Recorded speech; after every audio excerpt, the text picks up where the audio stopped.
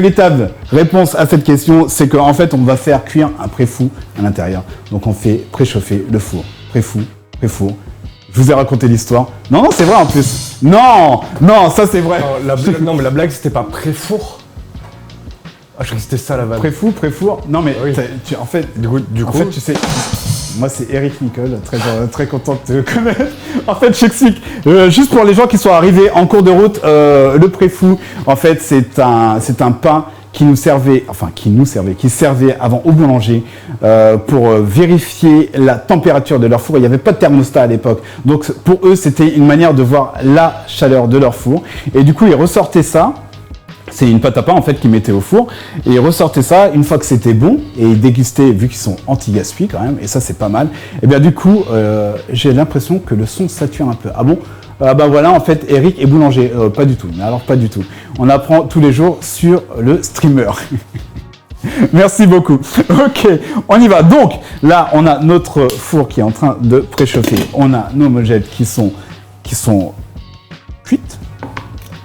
On va faire un peu de nettoyage juste sur la plaque parce qu'il y a un peu d'eau qui a coulé et j'aime pas trop ça. Let's go. Et on va passer à la poêle pour faire nos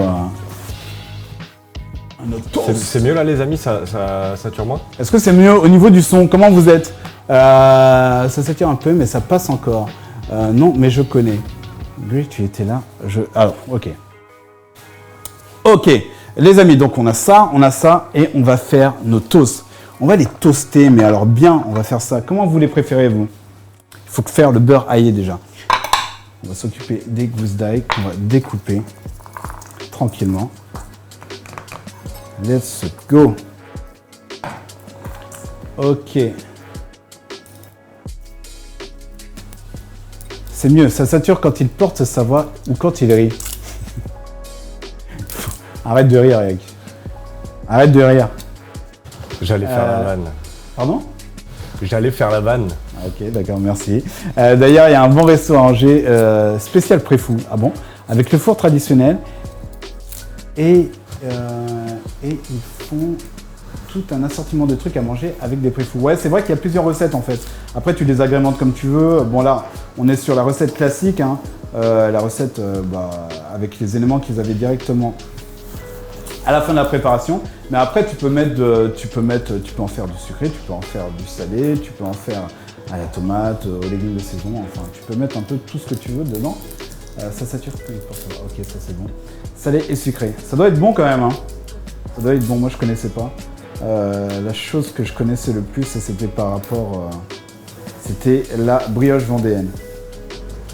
La brioche vendéenne, les amis, franchement, en faisant mes recherches à chaque fois que je prépare les lives, je me dis, mais ça, je savais pas que ça venait de là, je savais pas que nanani, hein. Et on découvre des choses qui sont totalement folles. Totalement folles.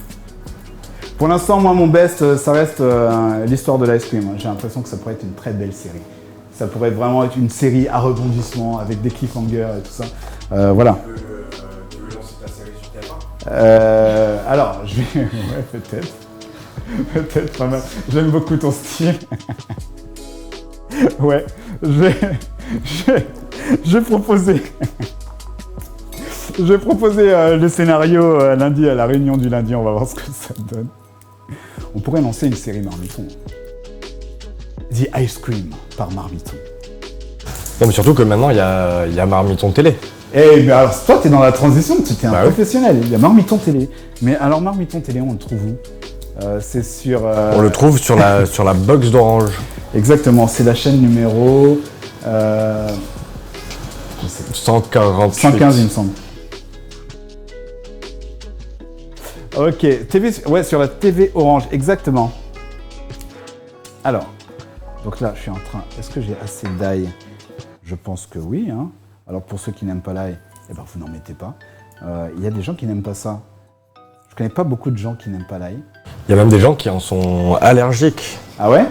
À ce point-là? Et on me dit dans le